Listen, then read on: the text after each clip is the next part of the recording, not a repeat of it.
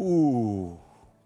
Look, because of the nature of my job, I have to be on the internet a lot. I have to be on social platforms a lot. I don't know about you, but the For You section of my socials are an abject disaster right now, which reminds me of a great Meemaw quote that I'm going to drop on you as we start the show tonight. It went something like this.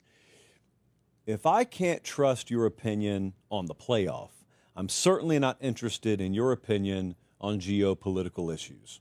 I think she said that somewhere around 1998. We didn't even have a playoff yet, but she said it. And I agree. Every bit is true, if not more true today than back then. So I'm not talking about those sorts of things on the show tonight, but I am talking about many college football-related matters. We're jam-packed high atop a humid, steamy downtown Nashville, Tennessee on this Sunday, June 22nd, the year of our Lord 2025, proudly brought to you by Academy Sports and Outdoors, but in the nature of calamity, from coast to coast and beyond, it's time for a little chaos on the show. Things have gotten too comfortable around here. So it's time for a little chaos. I have identified, I think, several potential pivot points in the season this year.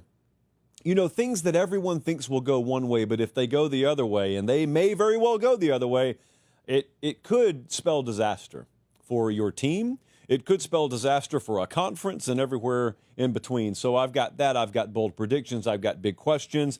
I had one of you ask about the best weight rooms that we've worked out in college football facilities.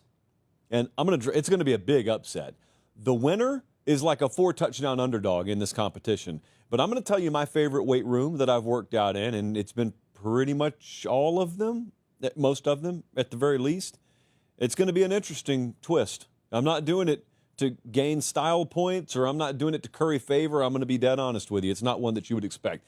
Diego Pavia is dead to me. Many things that we're going to broach on tonight's show. They're watching us in Lake Butler, Florida, Vancouver, British Columbia, Burke, Virginia, Baton Rouge, Louisiana. Hey, look, we can't show favoritism when it comes to football, but we are an LSU baseball show. We've got, as far as I know, we've got one friend of the program that is a head college baseball coach, and it happens to be Jay Johnson, and he happens to have just won another national championship down at LSU, so good on the Tigers. Good on the Tigers. We'll see what football season brings, but they just locked up, number 8, I think, in college baseball, and good for ESPN mixing in some of the baseball game in between shots of T-Bob Hebert and Ben Mentz. Not knocking them. That's the same way I would have covered it from a production standpoint. But, yeah, congrats to LSU. Okay, let's jump into the show tonight. So I'm sitting around scrolling, and I'm trying to find, a good way to lead the show off tonight. And we could have done rankings, and we could have done more this and that from a listicle standpoint. But I figured Clint from Ann Arbor, Michigan had a good idea. He said, what are some chaos scenarios for the 2025 season that are, and listen to his words here, unlikely to happen, but could? I think he meant but could. Let's get crazy in June. I like it. And I've got one for you. I can't take full credit for it, but I think there's maybe something to it. And I was on Next Round Live the other day, which emanates out of Birmingham, but you can watch it anywhere. And I'm on, and Lance Taylor just throws a scenario at me, Clint. So I'm going to pose it to you and everyone here. Texas is like one of the favorites to win the national title this year. Oklahoma, meanwhile, is, in some people's estimation, not even favored to make a bowl game. I think that's harsh, but some people think Oklahoma will suck, and some other people who think Oklahoma will be okay, they think that, they got a tough schedule, though. Okay, so needless to say, the general public perception, I think we all agree, is that Texas will be better than Oklahoma this year, and, of course, they play. That's in Dallas. You would expect Texas to be a healthy favorite in that game. Well, what if Texas is 3-2 going into that game against an undefeated Oklahoma? So this is what Lance throws at me the other day. And I reacted the same way most of you just reacted. And I reacted, oh, wow.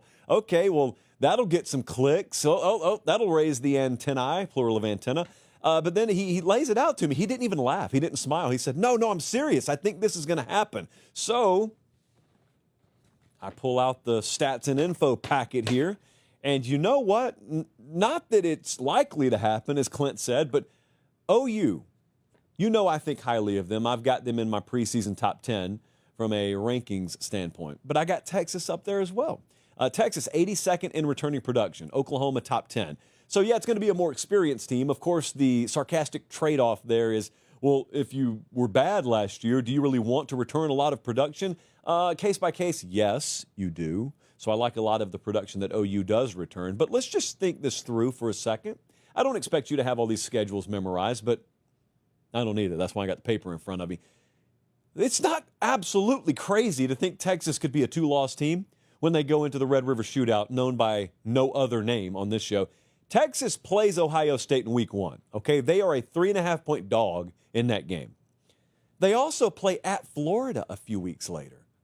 And I know a lot of you who just believe you are what your record says you are from last year, and it's rinse repeat. You think Florida, and also Texas skull-drug Florida last year without Lagway, so you think that's a layup. That's not a layup. Texas will be favored very slightly as it stands right now in that game at Florida. And that's a tough game. That's the week before they play OU, by the way.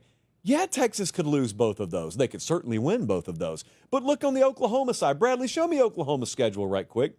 So there's at least a case to be made that Texas, not much returning production, new starting quarterback, they could stumble a couple of times on the road. Oklahoma will have not even been on the road. Ironically, by the time they play Texas, the only road game Oklahoma will have played is Temple. I have pressed Joe Castiglione on this when I have been in Norman, and he just laughed. So, you know what? No one's that bothered by it there. But listen, they play Michigan at home. I expect Oklahoma to be favored in that game, by the way. And they play Auburn at home. I expect Oklahoma to be favored in that game, by the way. So for everybody who, kind of like I did, when this is first presented to you, thinks to yourself, oh, that's crazy. OU should be favored in every game until they play Texas. Texas will have at least 2 games where they're either a dog or a very slight favorite. And so what if we do get to Red River? And what if it is undefeated Oklahoma versus 3-2 Texas? Well, that kind of underscores the reason why extended success is so important. Like sustained high-level performance in college football or anything else is so impressive because it's really, really, really hard to do. The tightrope walk is really hard to do. And every step further that you take, it gets more and more difficult. So in this sport, you know, everyone just looks and says, well, if you recruit at a high level and you spend a lot of money, well, that's it. You know, it's that easy. It's put the key in the ignition, turn it, it's on, and you drive away. Well, it's a lot tougher than that. And so that's why, like Texas, for example, is now set up where everyone just looks, me included, although I have an appreciation for how tough it is, and I just think every single year, man, they're there. But it involves a lot of close calls along the way, even for the ones who do sustain that success. Bama under Saban, Georgia, Kirby Smart, they're close games here and there that you say to yourself, whoa, if this or that would have gone the other way. Well, this would be an example of this and that going the other way. So not only could Texas be 3-2 going into Red River, but, you know, there is also the small matter of playing the game that Saturday, shamefully, a 3:30, 2:30 Central kickoff instead of an 11 a.m. kickoff. But I digress. You know, they could lose that game. They could lose it and be 3-3. And you want to know how quickly goodwill and equity just evaporates in this sport. Texas is currently the favorite to win the SEC. Jesse, are they the favorite to win the national title, or are they right there with Ohio State? They are favored. Texas is favored to win the national title. Okay, so they go from that to 500 coming out of Red River in week 6. Think about the talk around Arch Manning if that were to happen. You want to talk about chaos. Think about the talk around him. And think about the talk around Steve Sarkisian, because as much as people are high on Steve Sarkisian right now, Texas fans, very high on Steve Sarkisian right now. Everybody should be. Very quickly, here's how this happens. This goes from Sark got us right to the doorstep last year. And yeah, we lost to Georgia a couple of times, but hey, it's Kirby in Georgia. That's like the last. I mean, we lost to the national champs in the playoff, and we played them tougher than anyone else played them. So we're right there on the doorstep. We're stacking recruiting classes, and we got our quarterback that we've built towards being able to feature, and we got all that. So it sounds like that now. 6 weeks into the season, it could be, you know, we keep getting there, but we got the talent, and yet we ran into Georgia twice, buzzsaw, including getting handled at home, and then we got beat by a backup, and they came from behind with a backup to beat us in the second half in Atlanta, and then we got beat by Ohio State in the playoff, and now we're barely above 500. We're 500 coming out of Red River. That's how that changes. People go from praising you to doubting you really quickly, and then, of course, you got the flip side of the coin where, well, I mean, if Oklahoma's at 6-0 or 5-0 or whatever it is going into Red River, whether they win it or not, they're a contender. But here's what's funny. OU, after that game, half their season is done. OU could be perfect through that Texas game. You know who they still have to play? They still got, it sounds like a joke, but it's not. They've still got to go to South Carolina. They got Ole Miss at home. They go to Tennessee. They go to Alabama. They got Missouri. They got LSU. Point being, OU could be 6-0, be a really good team, and still finish no better than 9-3. That's why many, including people on this block, are claiming that OU may very well play the toughest schedule in the country this year, if not one of the very toughest schedules. But look, we wanted to bring chaos. Chaos is the name of the game on the global stage right now. I wanted to bring chaos to the show tonight because every preview magazine looks nice and neat right now. Those FanDuel odds look nice and neat right now. Huge gap, perceptionally, between Texas and OU. Man, what if it's not there, though? Well, it's the beauty of it now. The Oklahoma folks think they got screwed on the scheduling the first 2 years in the SEC, and they should think that. They did. But they get to play Texas. So if they're sitting there with a gauntlet of a schedule and they look at Texas right or wrong and think they got the easy draw, and then Texas is 3-2 coming into Dallas and you're undefeated, and then you hand it to them, you're talking about letdown spot of the century the next game Oklahoma plays. Academy Sports and Outdoors will be there for you, though. You got to gear up no matter what your record is. You may not always be what your record says you are, but you've got friends at Academy Sports and Outdoors, and they're ready to outfit you. They're ready to hook you up with grilling equipment or just a grill itself. They are ready to get you some footwear. They are ready to set you up with a basketball hoop outside your door. Basically, what I'm doing is I'm just picturing myself in an academy right now. First off, it smells good. Everyone's friendly in here. Love it. There's Big League Chew over there. Even though my eyes are closed, I can still see it. You know, this is strangely calming. I may just do the show like this. Anyway, if you can't be here in person, and I hope you can make it here in person, academy.com. Academy.com has everything that you see here if you're, walking on this imaginary journey with me. Academy, the presenting partner of this show, had a great meeting with those guys last week. All kinds of ideas for this upcoming season. There's a lot coming this upcoming season, man. There's a lot of change, all for the better. A lot of change is going to happen around here. But I would expect one of the constant pieces to be Academy. All right, let us move on. It's not over. It's not over. You want chaos scenarios in college football this year? Let me go right to what I think has been the biggest hidden key the last 10 years in this sport. That's the state of Florida. And so a chaos scenario would sound like this.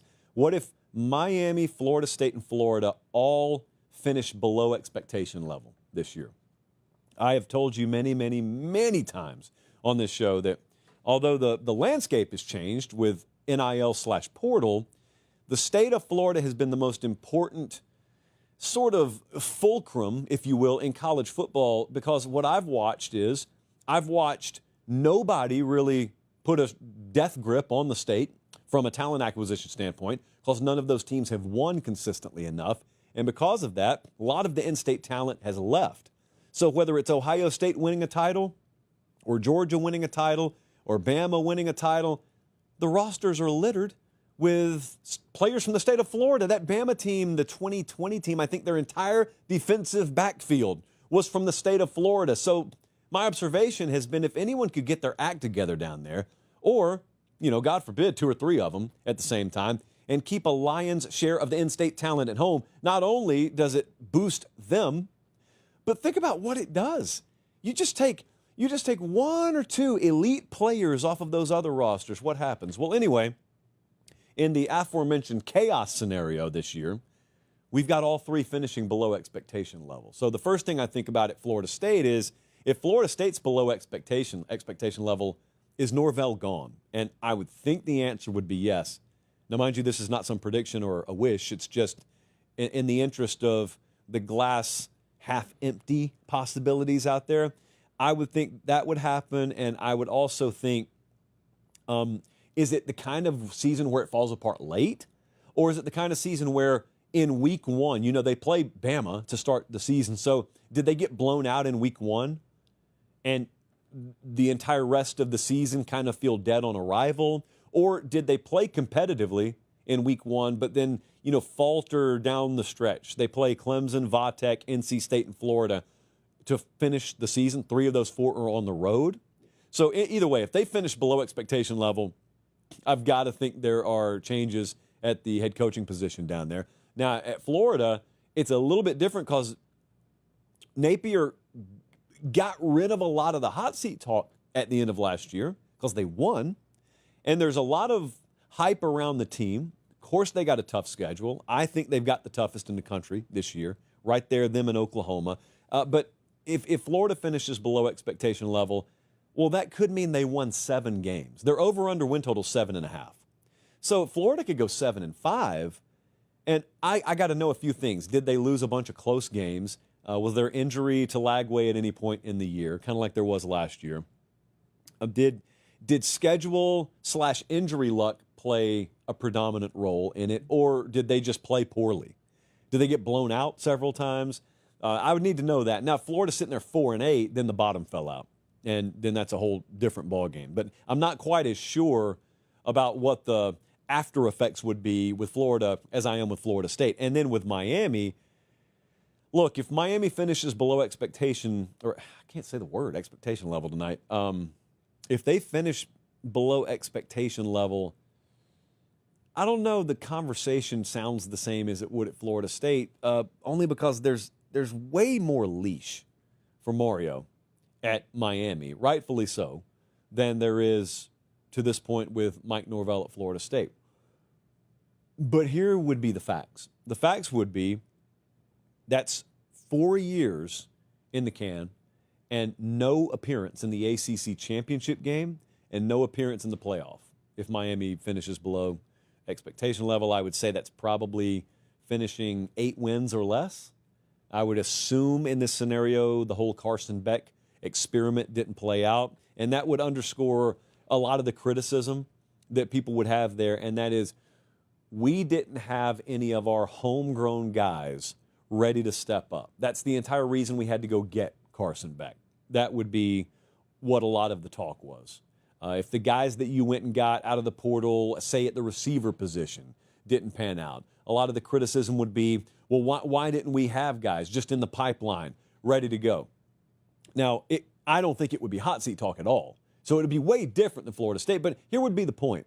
The point would be not if 1, 2, but all 3. If all 3 of those finished below expectation level, you've still got the same problem, quote unquote, that you've had for a while, and that is players in the state of Florida are not looking around and seeing a viable opportunity to play for a national championship in their home state should they choose to stay home, which is kind of a shame. So, if you're a fan down there, selfishly root against this, but that would be pretty chaotic too, I would say. Let's move on. We got a lot of questions. I asked last week, give me some questions, and we got like thousands of replies. So we're stocked up with questions. We keep on rolling through them. Most of them are football. Some of them aren't. So I told Jesse and Bradley, mix in some of the other stuff. Like Sam from Oklahoma City. He said, hey, help me remember what show you were talking about a lot last year with the band. I want to watch it, but I can't find it. The name of the show is Daisy Jones and the Six, Sam. It is a phenomenal show.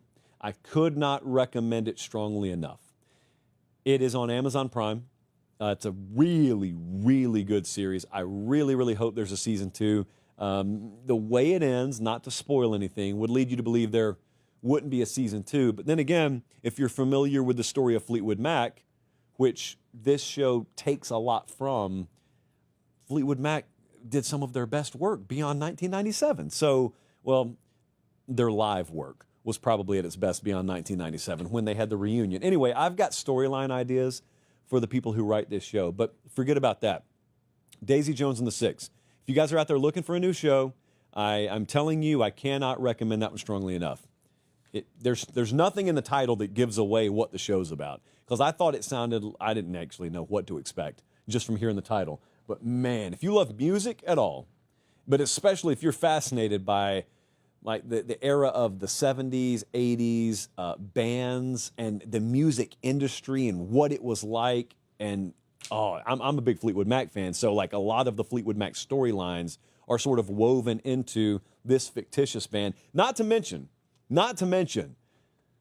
the original music that's just written for the band in the show, like these songs were never real, they didn't actually exist, are phenomenal. Two of them, what is it called, Jesse, Let Me Down Easy? And then the other one, The River. Those are great songs. And I don't even think they're like available to chart on Billboard or anything like that. So yeah, I'm a big fan. Daisy Jones and the Six. Next up, we swerve back onto the road, talk about college football. Oh, hey, you know what we got to get back to? We got to get back to telling the truth. Not that we ever got away from it. Some would disagree. Not that we ever got away from it on the show. But we were doing the Truth Teller series. And I don't know why, because it was going really well. We just kind of got distracted with a lot of other things. But Bradley, here's a good endpoint when you cut the video. What's the truth about Kirby Smart? What is the truth about Kirby Smart? Well, to me, the truth about him is he is the top head coach in the game today. Point blank, that's my opinion on him. 2024, for those of you who disagree, is prime evidence. You say, so, well, what are you talking about? They didn't win the national title last year. I know. It was viewed as a down year, and yet they won their conference. That's the standard that Kirby Smart has set at Georgia. It was never like that at Georgia before, and I don't think it's ever been like that virtually anywhere other than where he used to work before he took the head job at Georgia. It just insane to think about the vibe around Georgia last year. Like half of your buddies who really love college football would tell you, hey, Georgia sucked last year. Yeah, but they won the SEC. That's a down year for them now. He's the only guy to even remotely come close to duplicating what Saban had at Alabama. And he was there for a long time. You could make a good argument that those defenses were never as good once he left as they were when he was there. There's a little bit, I think, to be said about how offenses sort of evolved simultaneous to Kirby leaving, but I would counter with, well, look at how good his defenses were when he got to Georgia. Like Georgia's defenses were by and large better than Bama's once he got to Georgia. They had trouble beating Bama, but strictly defensively speaking, Kirby was and is really good. I had someone tell me one time, I've heard people say this about Belichick, and I've heard him say it about Kirby Smart, and that is he could be a position coach in any room and be the best position coach on the staff, offensive or defensive. And I certainly believe that defensively, and they're probably not wrong about him offensively either. He was like a running backs coach for 1 year at Georgia, by the way. It's just memory hold. No one remembers that. But when he was an assistant there, I think he was a running backs coach 1 year. So I always had a theory about when he left Bama. Maybe he'll tell this story one day. I don't think Saban would tell this story. It's not like the other rumors about him leaving there, you know, the recruiting boards and whatnot, which is absolutely true, by the way.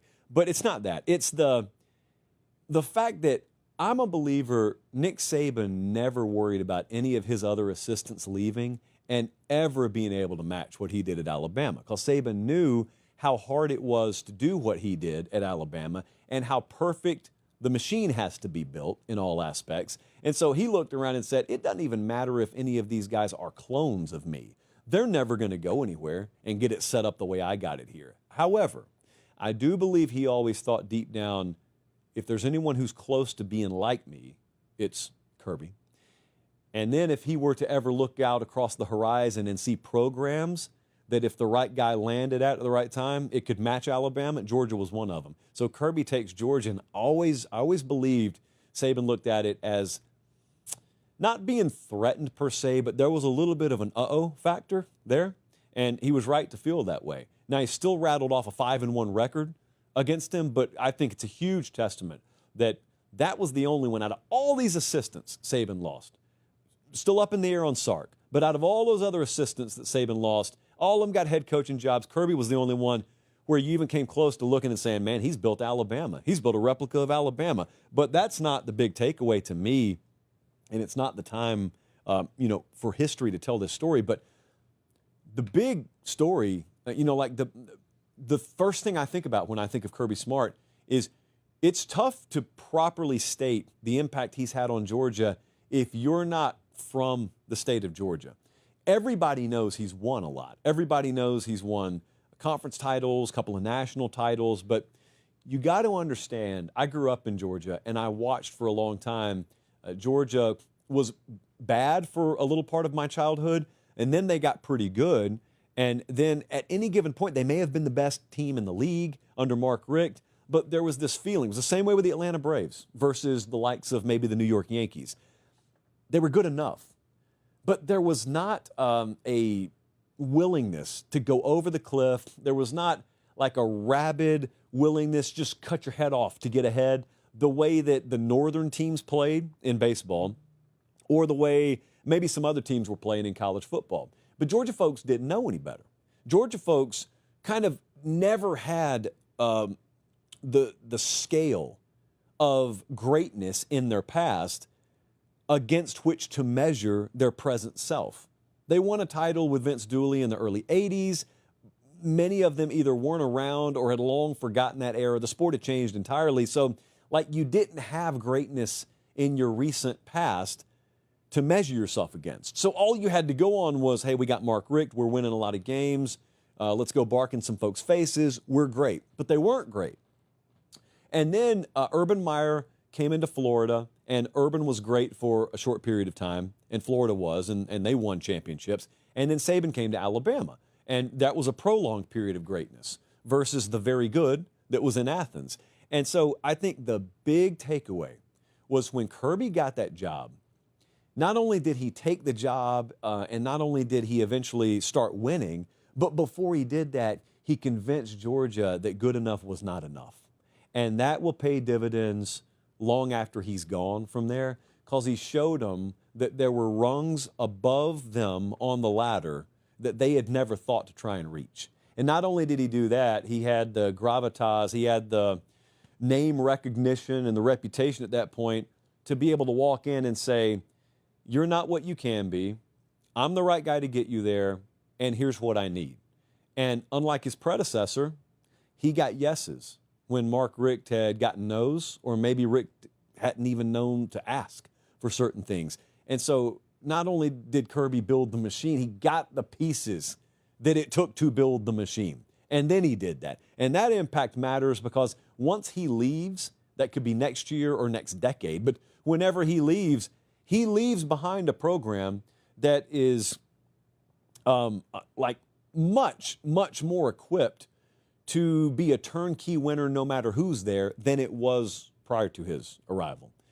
That will always be the big takeaway with him. That'll always be the truth about him in my mind, no matter what else he does there. He could win another title or 5 or never win another one. His legacy is already secured there. The past few years, I think also another truth here, I think the past few years for him have been a much bigger struggle than he'd ever admit publicly or that ever let on, because he understands how good they have it there. But I think, I don't know the best way to put this, there are non-negotiables he has that are negotiables for a lot of other people. The way you practice, the way you recruit, the critical factors that define your program. I think a lot of places out there have bent on some of those out of perceived necessity because of how the sport has changed around him. And Kirby Smart has tried as best he can to not bend on any of those. And so you still try and practice the same way you always have, but you don't necessarily have the quality depth that you used to have. You try and hold yourself to the same competitive standard. You try and run the same thing defensively, fairly complex. Well, a few years ago, you were looking at a first-year guy coming in, and unless he's a true superstar, it's going to be a couple of years before he's in a starting role for Georgia. Well, now their first-year players are littering there too deep. So what do? Do you sacrifice the principles and values of what you want to do defensively, and do you simplify things so that you flatten the learning curve a little bit? Or do you just say, this is the way we do it, and if we go down, we're going to go down doing it the way we do it? Are we still going to practice the way we practice? Are we still going to recruit the way we recruit? Are we still going to hold guys to the same standard? I mean, is this place going to be an absolute nightmare for you Monday through Friday so that you play the way we want you to on Saturday? I think it's been a struggle. He's not the only one. I think he's just probably in the highest profile of positions, and he's a guy who's had to deal with crying on the yacht a little bit, as he would put it. I think that's a big truth. Now, the next chapter of that is, well, what do these changes across college football mean for a program like Georgia? I don't know.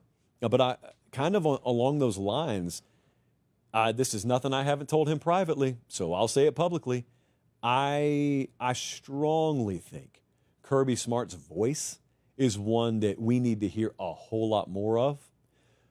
He's extremely wise. He's well-versed in a lot of the critical issues that face this sport. That doesn't mean you'll always agree with him. It doesn't even mean I would always agree with him. But when he speaks from an informed place. He has seen it done a lot of different ways. He's built a monster at Georgia, but also because of that, he's like one of the apex faces and one of the apex programs. And so we have what we call consequences of success on the show, a lot that you only ever deal with once you're a high-level winner, and he's dealt with them. But he also, he's on the rules committee, so he's intimately involved in a lot of conversations on that front. He's one of the most respected voices in the sport, and the thing about it is, for a long time, everyone just looked at Nick Saban. Oh, what's he going to say? And Saban was like the godfather that spoke for everybody, but he's not a head coach anymore. So even if he speaks, it doesn't carry the same weight that it used to. So one of the questions I had when he retired is, which voices fill that vacuum?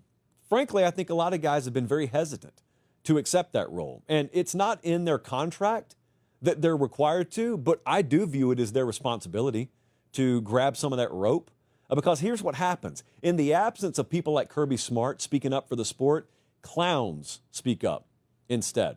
In the absence of, strong, informed leadership, whether it be head coaches or otherwise, you see what can happen when the wrong hands get on the wheel and the wrong voices get close to the microphone. So the truth about him from my perspective is also I wish he'd speak up a lot more about things that extend beyond just Georgia. Now, he'd look at you and he'd say, I got enough on my plate here. And he's not wrong about that. I don't think it does anything but help the sport for guys like him to speak up more on big picture issues. They're watching us in Spring Hill, Tennessee, Tempe, Arizona, Olympia, Washington. We appreciate you guys so much. All right, it is question answering season. Well, you ask them, I answer them. I put this out last week, I think. I asked a couple of things, a couple of calls to action last week. And one of them that we got was about quarterbacks in and around the country. Will Howard Enthusiast hit us. He said, hey, one of the biggest questions in college football this year is the performance of new quarterbacks at the perceived powers of college football who are expected to compete for titles. Your Ohio States, and Texas, and Georgia, Bama, Oregon. Yeah, obviously, this may be the biggest question in the sport this year from an on-field standpoint, is look at all those teams there. Those are basically a hoomsts of the favorites to win it all, and yet none of them have proven production at quarterback. So I guess the multi-million-dollar question is, are any of them going to be A-level players this year? Now, my theory on this show has always been, if you're a new quarterback, it's very possible that you could be instantly elite. You could just instantly be a Heisman contender, All-American. That's possible. It's far more likely you're going to have a lot of ups and downs. You're going to be inconsistent because that position's really hard to play, even if you are experienced. It's very, very, very hard to play if you're not. So I've always said, give me a first-year starter at quarterback. I am going to assume the best of them are going to play at a B level for me. B-level performance, and I'll be happy as a bonus if I get anything above and beyond. Well, look at those players. Or think about those players if you're listening on podcast that I just listed. What happens if we get B-level play from, say, Arch Manning? Well, first thing I think about is how many tough road games Texas has. Texas doesn't have, it's not like a gauntlet, the likes of which Florida or OU play, but their tough games are on the road. So if Arch is a B-level player, nothing more, nothing less, and there's not a ton of returning proven production around him, and I'm thinking about him going on the road at Florida. They play OU in Dallas, so that's at least away from home. They've got to go to Georgia. They've got to go to Ohio State to start the year. You could lose 2, 3, 4 of those games for all I know. And look, he could play at a solid level, but B-level QB play involves some inconsistency. It involves some turnover issues here and there. If that's the case, who knows? Now, on the flip side, you think about Texas as a team, and they could have the best pass rush in the country.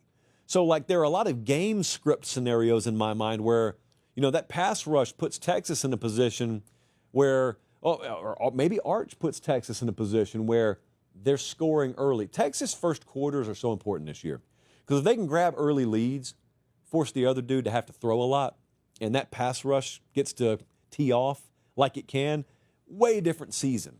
First quarters for Texas, very important this year. Ohio State and Oregon, obviously, we're calling Dante Moore a first-year starter. I know he started at UCLA, but we're calling him a first-year starter, and certainly Julian Sayin at Ohio State fits the same description. So let's go with the working theory there. B-level play from them. B-level play. Is that good enough? Is that good enough for Ohio State or Oregon to win the Big Ten? I don't think they play each other in the regular season. Is that good enough for them to meet in the Big Ten title game? Or I know a team with a ton of returning production at quarterback that plays both of them. That's Penn State. Isn't the lack of returning production for Ohio State and Oregon sort of part of the reason people are high on Penn State? I'll tell you, for me, that's baked into my theory on Penn State. I'm going to talk about them a little bit later in the show. But Dante Moore going into Happy Valley, week 5, I think it is. Tough.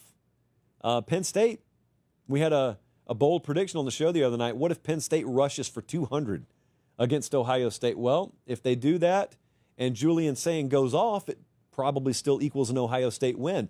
But if Julian Sayin is inconsistent, let's say they spot Penn State a 10-0 lead like they did in last year's game. Maybe it's a different outcome. And it's the same down in the SEC. Bama, Ty Simpson, first-year starter. Georgia, Gunnar Stockton, first-year starter. I kind of view these guys, whether I'm right or wrong about this, I view those guys and I say, all right, if you guaranteed me B-level quarterback play from either one of them right now, would those fan bases accept it? Would you roll the dice or would you take the guaranteed B-level play? Translation, do you trust the team built around them? And whether it's Bama or Georgia, there's a lot of uncertainty around them. Talent, yes, but a lot of uncertainty around them. They play each other in Athens this year. I'm just interested what the identities end up being of Alabama or Georgia this year. And also, take all that, throw that in a blender. This is unlikely, but what if we just go full on craziness and none of those teams end up having elite quarterback play? Well, that's how a team like Texas A&M makes a run to the national title. That's how, Nebraska ends up winning 10 or 11 games. That's just how all kinds of crazy stuff can end up happening. Because if none of the big boys have A-level quarterback play, you're talking about an anomaly, the likes of which we rarely see in college football. The big boys have inexperienced rosters and they don't have high-level quarterback play. The door is just wide open for all kinds of craziness to happen. So, yeah, I think it's the biggest question. Collectively, I think it's the biggest question about the sport this year. Next question, I just assume skip this. Let me crack open the Zevia right quick. Oh, you want some breaking news? I am addressing the country right now with breaking news. They made orange creamsicle Zevia. And I'm told it's only available at Sprouts supermarket right now. But I get the stuff mailed to me, because that's the perk of having Zevia as a partner on the show. This is the best flavor of Zevia I have ever tasted. It has surpassed cream soda. Cream soda has dropped to number 2 in the power ratings. That's how serious I am about this. I have inhaled this stuff all weekend. I don't care if you can't get to Sprouts. I've never advocated for shopping for zero sugar soda on the black market, but if you ever do it, this is the time to do it. This stuff is delicious. Hold, please. 3 sips consecutively. Didn't even come up for air. However you think zero sugar orange creamsicle soda should taste, that's it. That's it right there. All right, now from something that's great in the world today to something that's pathetic. Neil hit me up. Do you have anything to say about Diego Pavia throwing you under the bus and slandering your name? Who's Diego Pavia? That's what I have to say, Neil. Who? Whomst? Diego, what? Never heard of her. So apparently, local quarterback Diego Pavia, Vanderbilt quarterback Diego Pavia, is on Bussin' with the Boys, friends of the program there, for reasons that I'll show you in just a second. And some innocuous conversations going on, and they're getting ready to tee up the upcoming season and basking in the glory of the Alabama upset from last year. And look, I don't need to tell you what happened. Many of you have already seen it, but for those of you who have not seen or heard this, this is a snippet from Vanderbilt quarterback Diego Pavia, whoever that is, on Bussin' with the Boys this week. You expect Josh Pate to be talking about this. Yeah. Yeah. Who's Josh Pate? Oh my God, dude. What are you doing? Almost the brightest mind in college football. Actually? Yeah, he's the future commissioner of college football. He's got a show. Oh, I've Very seen this popular. guy. I didn't know his name was Josh Pate. Very put together, ripped. Well spoken, Definitely wears True Classic. bright mind. He loves you. Hey, my bad, Josh Pate. Nope, not good enough. Not good enough. Now, big hat tip. Will Compton, Taylor Lewan, they saw an injustice happening in real time, and they did what real ones do. They stood up for someone who could not defend himself. And you can imagine. Jesse, we went to a Vanderbilt game last year, first off. We went to a Vanderbilt game because we support our local teams, contrary to what Barton Simmons may suggest. We support our local teams. And we put Diego Pavia in our SEC quarterback power rankings the other day at the expense of Georgia and Alabama starting quarterback, did we not? And what's the thanks that we get? We get blindsided by treachery, not even on our show. At least come on my show and ask, who are you? He goes on another show. Who is Josh Pate? Well, let me tell you something. I don't forget, and in this case, I don't even forgive.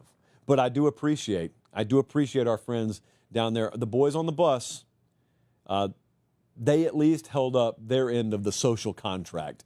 Diego Pavia apparently not quite ready to do the same.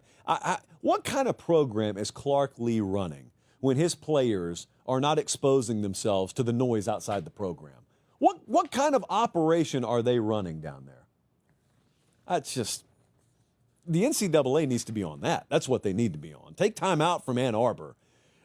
Well, actually, you probably need to deal with that. It's pretty serious. But look, we don't ask for much. We don't ask for much. New quarterback rankings for the SEC coming this week, by the way. All right, let's move along. More big questions. Kendall from Boston, Massachusetts. Hey, what if Alabama repeats what they did last year? They go 9-3, they miss the playoff in DeBoer's second year. Does the panic level go through the roof? Yeah, absolutely. It's through the roof. The truth is the fan base will lose it. If they go 9-3, if they miss the playoff, fan base will lose it. Should they? Well, that's not what he asked. The reality is this is well within the cluster of possibilities. If we simulate the season 100 times, and it's little dots on the wall, we call that a cluster. There are a lot of 9-3s in there. There's some 10-2s. There's some 8-4s, believe it or not. There are a lot of 9-3s in there. It's not even all that unreasonable. One of the great mysteries, the great unknowns that will forever be an unknown is what would have happened if Saban never left? He did at the right time. He did. But what would have happened? if he never left? See, this kind of question and the freak out that'll happen if Bama only goes 9-3, that's the Saban tax. The Saban tax was always going to be there. Whoever takes over for him is going to have gigantic shoes to fill. You know, this is not a concept that is foreign to most. But I wonder if he never left. If Chris Lowe, best in the business, if Chris Lowe never breaks the news, Nick Saban's retiring. And Saban's just there last year. What's their record? If he's there this year, what's their record? You know, history will remember Saban as the best to ever do it, rightfully so.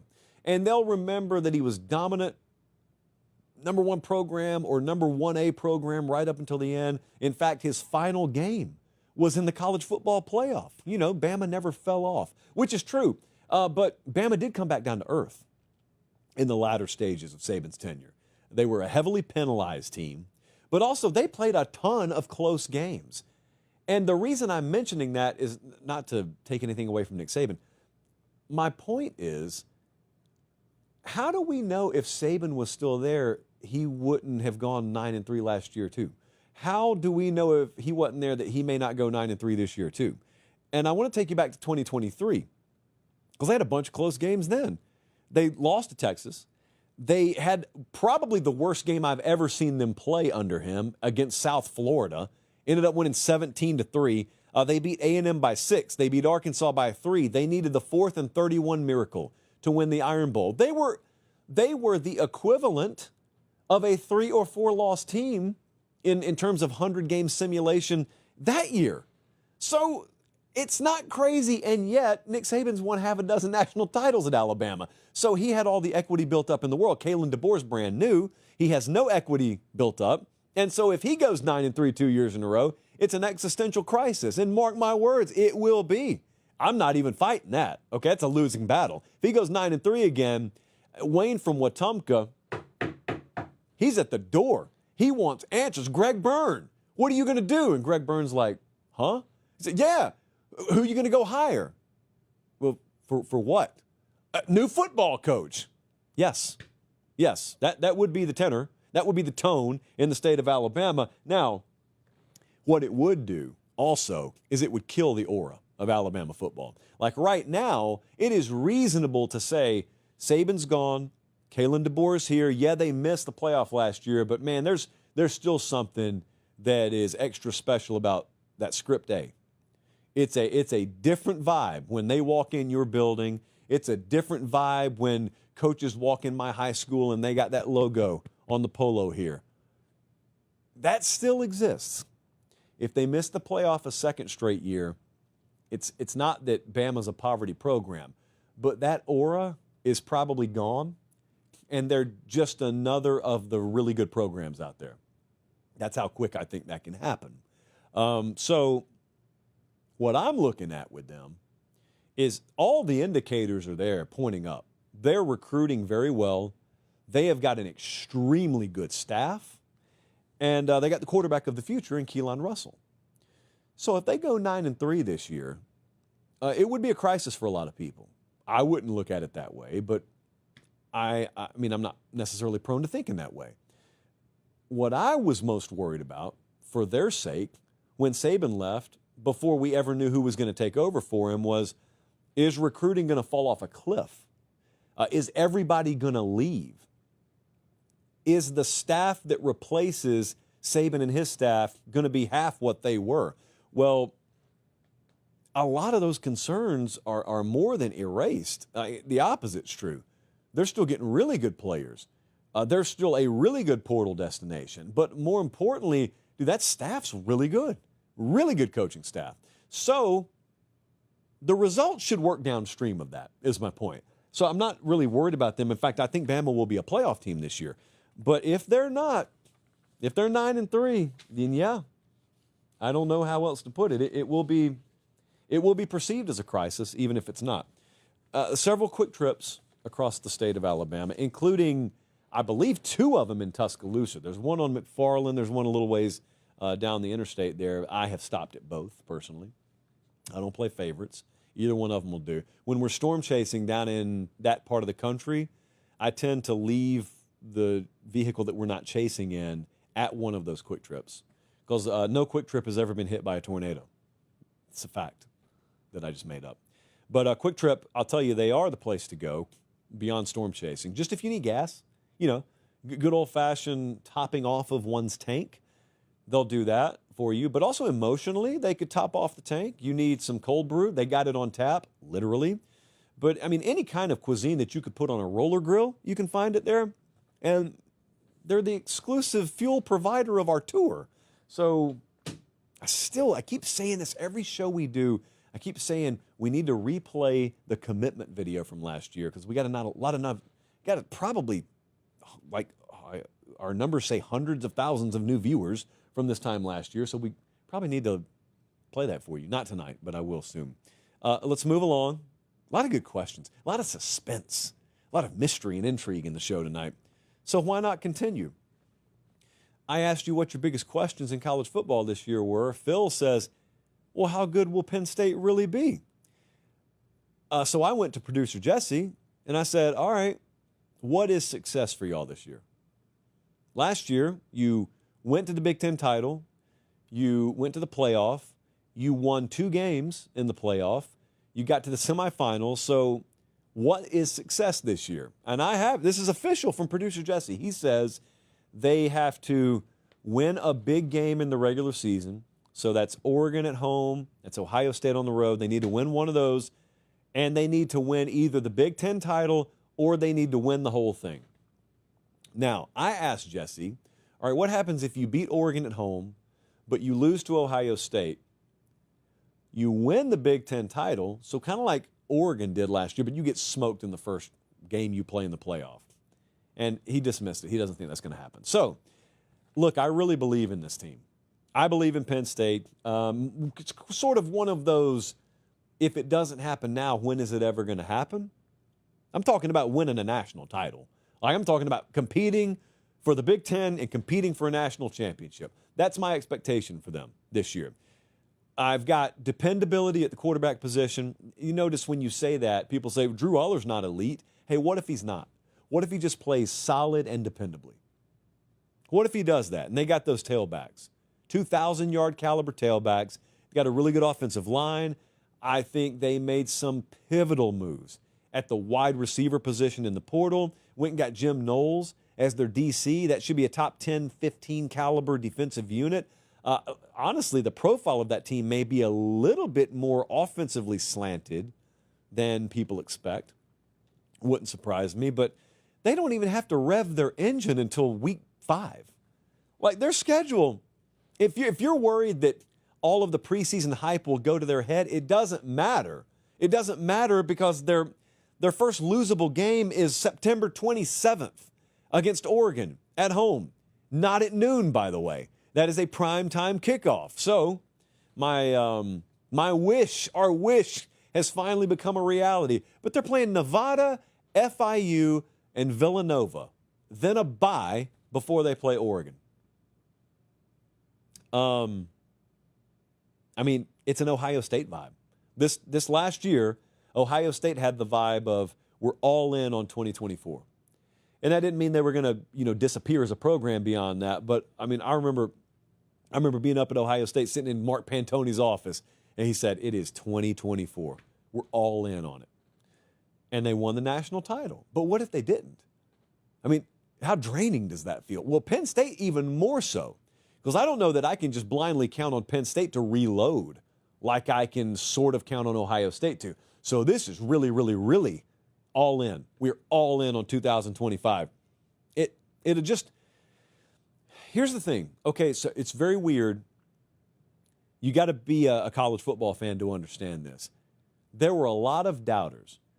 Going into last year, James Franklin and Penn State had a lot of doubters. And the doubters would say they can't win big games, they can't get over the hump, they're just good, but they'll never be great.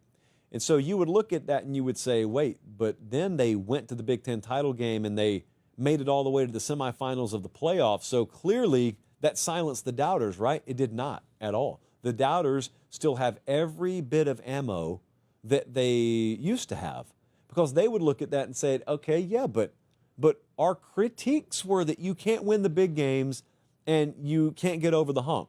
And all you did last year was lose to Ohio State at home again. You went to the Big Ten title game and you lost to Oregon. So you got 2 shots against the big boys. You lost. Yeah, you made the playoff. And yeah, you won a couple of games. Who'd you beat? You beat Boise and SMU. You absolutely should beat them. And then you got paired against an equal competitor in Notre Dame and you lost.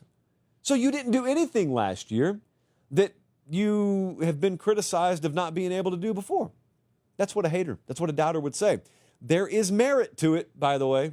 I don't necessarily even disagree. So this is the year, more so than any year in recent history that I can recall, that Penn State should be geared up to silence that. Forget about doubters. Just prove it to yourself. It's there. It's there. It's not the end of the world if you don't do it. James Franklin doesn't just retire if they don't do it, but it is a failure if they're not competing for a national championship this year. That is my humble opinion. Oh, boy. What a pressing question up next. Got a big crowd. Did you hear that allegedly they were playing Game 7 of the NBA Finals tonight? Don't tell our live audience that. Woo. I'm sure our friends, we got a lot of friends in Oklahoma City, so I'm not hating on the Thunder, but a lot of those guys are at the game tonight, but a lot more people are watching the show too. Michael in Greer, South Carolina. Hey, what's the best weight room you've gotten to use on your tours? Now this, I could go for 20 minutes on, but I won't. Immunity. My answer is not what you're going to think it is. So first, let me say, there are cathedral-type weight rooms out there. Georgia, I mean, a lot of the, dude, I'm just telling you, these places are like NASA. When you go to some of the big SEC and Big Ten places, like Coach Sinclair down at Georgia, they let us in there. I've worked out at Georgia several times. Dave Ballou over at Alabama, work out there every time we're there. Man, so Florida's really good. Tennessee, every time I go there, they'll let us work out there. That's a really good weight room. A lot of these are like adjoined to the indoor. So if you want to get like cardio in, you can do sets and then go to the indoor. Penn State's awesome. Penn State, man, you got to be careful up there. Penn State, no pictures, no videos. You got to watch yourself up there. Ohio State, good weight room. Been in there. LSU, worked out down there when we were there this past year. None of them are bad. Texas, yes. Oregon, yes. But you notice I'm knocking down a lot of them, but I'm not telling you any of these are my favorites. So I have not worked out at Michigan. I know they got a good one. But I'm knocking a lot of them down at Arizona State. I love Arizona State because of the staff out there, too. Coach Conley, you watching this tonight? But my favorite weight room, I kid you not, that I have worked out in is West Virginia.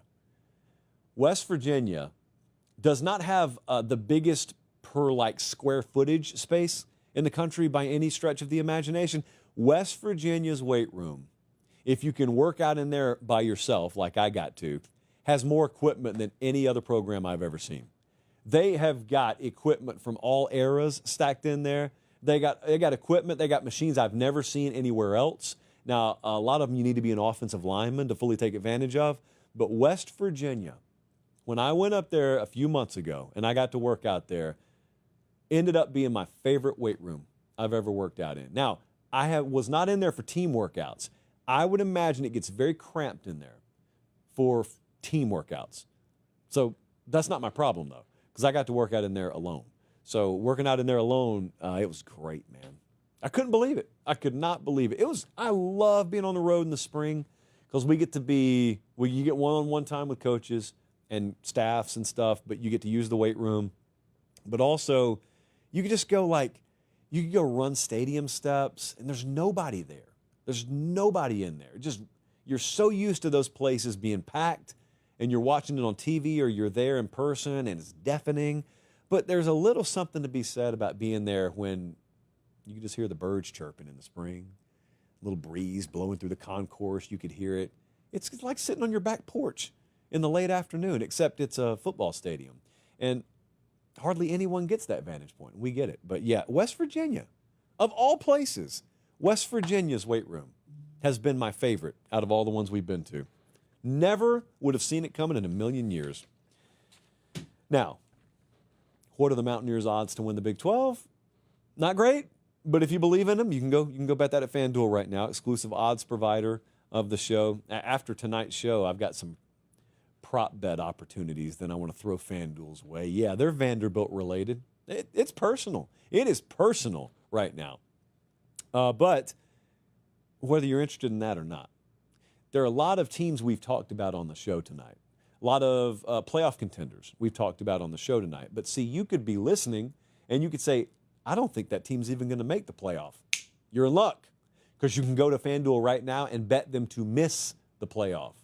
It's the most beautiful part of the summer odds market that they offer over there. Anyone can offer odds to make the playoff. Anyone can do that. The odds to miss the playoff, that's just pure toxicity. But it's in its most beautiful form. And you can do that over at FanDuel right now, exclusive odds provider of the show. We appreciate them so much. Okay, let's get out of here with bold predictions.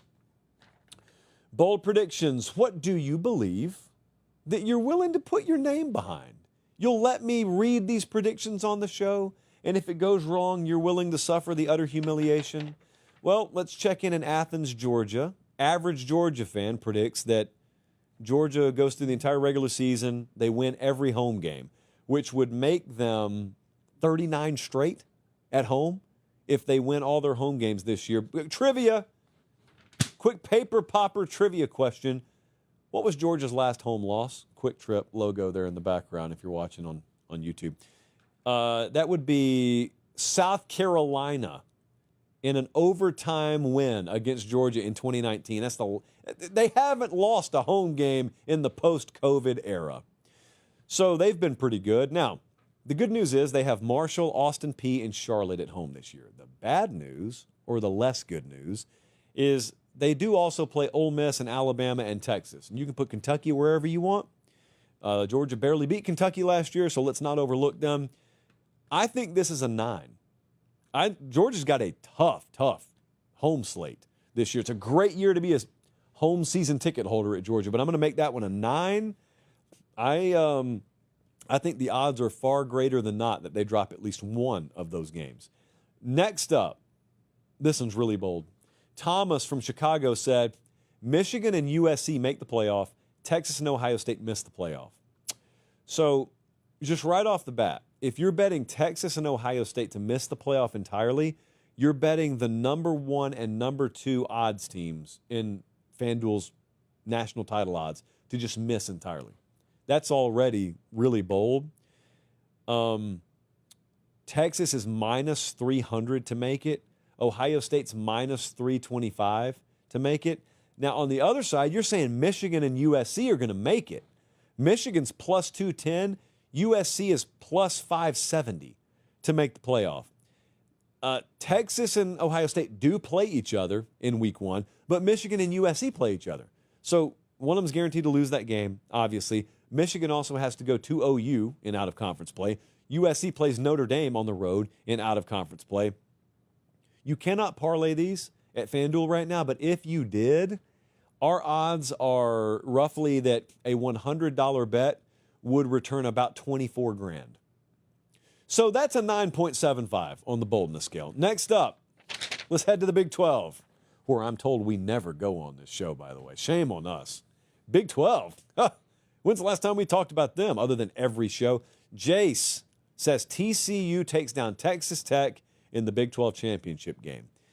So just to give you an idea of how irrelevant odds are in the Big 12, Arizona State was 15th in the preseason last year, and they won the thing.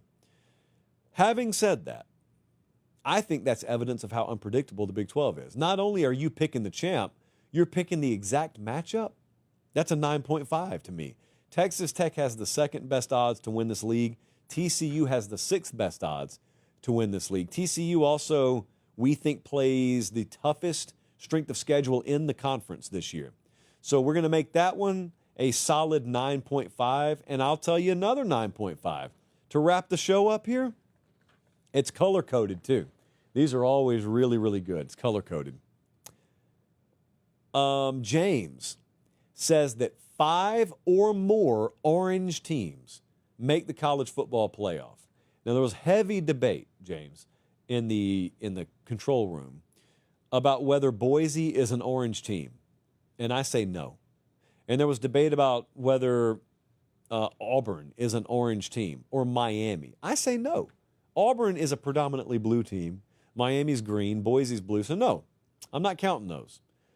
But I do count Texas and Clemson and Tennessee and Illinois and Oklahoma State, Oregon State, Syracuse. Here's the problem. I don't think 5 of them are going to make the playoff. Texas, okay, Clemson. But you quickly get into Tennessee, that's very iffy. Illinois, a lot of pressure. A lot of pressure for a program not used to it. I don't think 5 of them are going to make it. Syracuse got no shot this year. They got like the toughest schedule this side of like the SEC. So I'm going to put a 9. It may even be a 9.75. I'm going to let me give a 9.5. Let me give a 9.5 on that one. Colors, those color-coded questions can be really, really tricky. Plus, you never know what Mike Gundy's going to do. All right, we appreciate you guys so much. Good viewership tonight. NBA Finals, geopolitical chaos all over the place. Just humming merrily along. Hey, we're inside. We're inside 10 weeks now until kickoff. Not of some teams, but of every team. So it's on the horizon. We're just about there. I appreciate it so much. Let's have a great, solid start to the week. For Director Bradley, Producer Jesse, I'm Josh Pate. Take care. We'll see you here Thursday night. Until then, God bless.